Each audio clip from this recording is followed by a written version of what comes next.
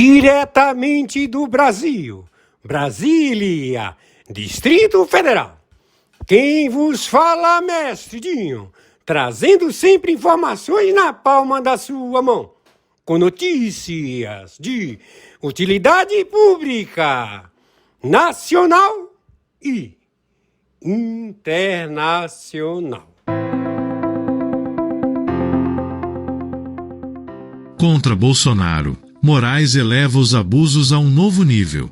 É o título do editorial de hoje da Gazeta do Povo.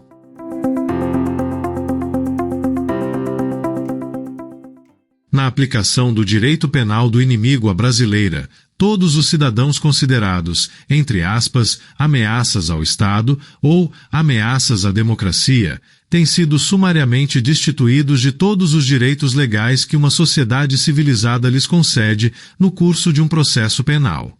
Uma dessas aberrações jurídicas é a instituição ampla, geral e irrestrita do castigo sem crime, um gênero que admite diversas espécies. Desde a simples imposição de punições sem que a decisão judicial aponte qualquer artigo do Código Penal que tenha sido violado, até a manipulação dos tipos legais para criminalizar atitudes que não constituem crimes. Esta última modalidade é a empregada por Alexandre de Moraes na última sexta-feira, quando impôs uma série de medidas restritivas ao ex-presidente Jair Bolsonaro.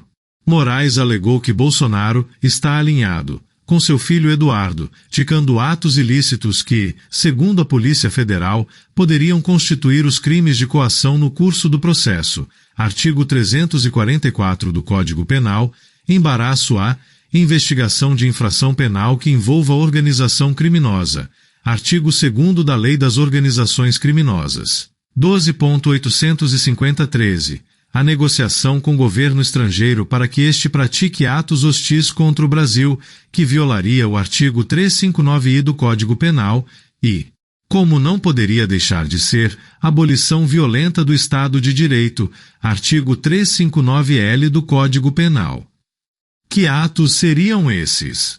Moraes responde: a pressão junto a autoridades norte-americanas para que imponham sanções contra os responsáveis pelo que se considera uma perseguição política a Jair Bolsonaro.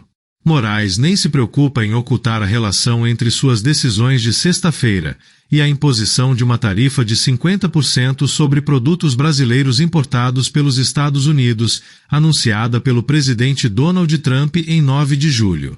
Antes de demonstrarmos como Moraes deturpou grosseiramente praticamente todos os dispositivos legais invocados para a recente operação contra Jair Bolsonaro, temos de lembrar que o pedido de socorro à comunidade internacional diante de regimes ou autoridades violadores de direitos humanos ou responsáveis por perseguição política é não só prática corrente, mas um direito legítimo de quem se vê agredido ou perseguido, dos dissidentes venezuelanos caçados pelo ditador Nicolás Maduro aos militantes do BDS, boicote, desinvestimento e sanções, que criticam Israel, passando por todos aqueles que buscam o Tribunal Penal Internacional, TPI.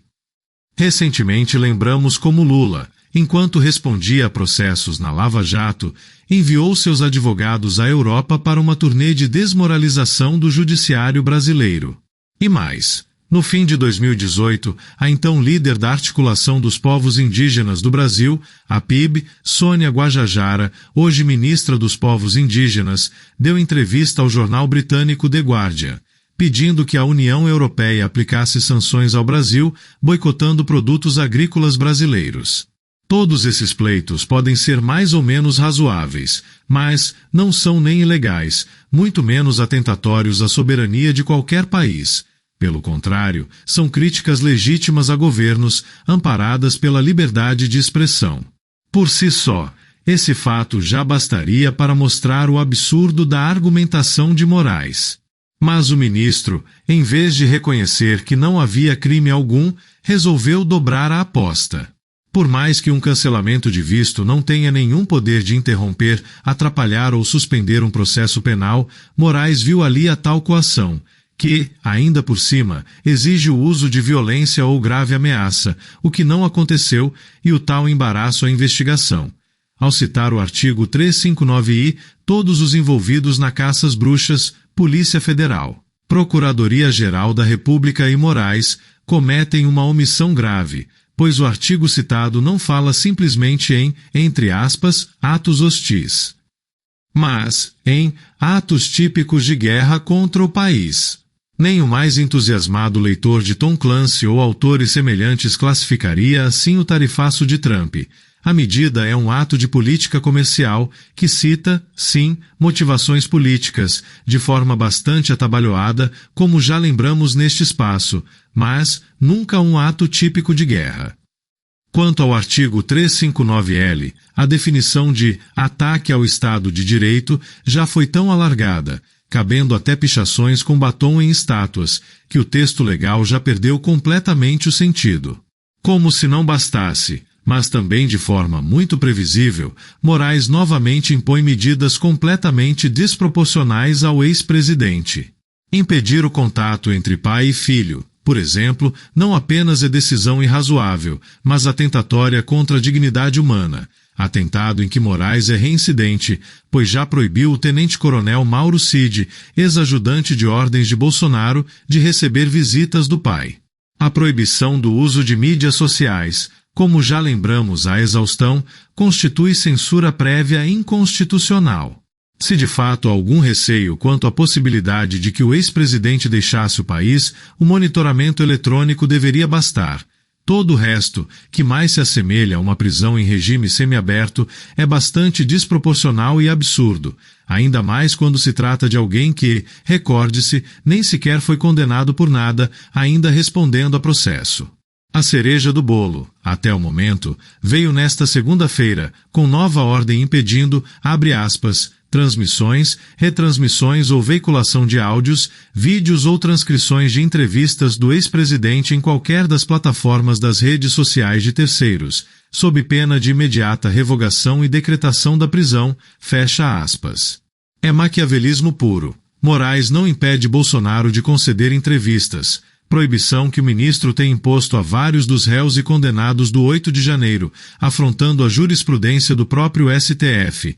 Mas, caso falhe a imprensa, o ex-presidente poderia ser preso caso uma mísera frase, seja em texto, áudio ou vídeo, apareça nas mídias sociais. Algo que poderia ser feito inclusive por adversários políticos. A consequência lógica disso é o silenciamento total de Bolsonaro, que optará por não falar para não correr riscos. E, ao menos enquanto não vier um esclarecimento da parte de Moraes, há dúvidas até mesmo sobre a divulgação de entrevistas já realizadas desde a última sexta-feira até a publicação deste novo despacho. Impedido de falar por meio dos próprios perfis e vendo inviabilizadas as entrevistas coletivas ou a veículos de imprensa específicos, por medo de ir preso caso qualquer trecho acabe divulgado nas mídias sociais, Jair Bolsonaro foi totalmente calado por Alexandre de Moraes. Comunicar-se, fazer-se ouvir é um direito humano básico, é uma capacidade que faz parte da própria natureza humana.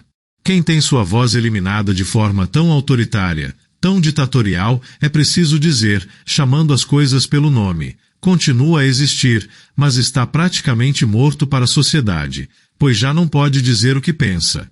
E assim descobrimos que o antigo instituto jurídico da, entre aspas, morte civil, pelo qual uma pessoa seguia viva e livre, mas sem os demais direitos, não foi de fato abolido, mas apenas modificado e adaptado à era digital. São tantas as ilegalidades, falácias lógicas, distorções do texto legal, arbitrariedades e abusos que, mais uma vez, se impõe a pergunta: como é possível que tão poucos na sociedade civil organizada e entre formadores de opinião se levantem contra o que vem acontecendo? Quantos são os profundamente ignorantes em relação aos princípios básicos do direito e à interpretação dos textos legais? Quantos são os que até têm consciência do abuso, mas temem criticá-lo publicamente por medo de represálias? E quantos são os que se mostram indiferentes ou até entusiasmados com a perseguição, já que os alvos são seus desafetos políticos? Diante de um momento como este, Cada brasileiro que se mantém calado precisa se examinar e entender, de uma vez por todas, que situações como essa só se constroem graças ao, entre aspas, silêncio dos bons, nas palavras atribuídas a Martin Luther King. Essa é a opinião da Gazeta do Povo. Essa narração foi gerada por inteligência artificial, sob supervisão jornalística.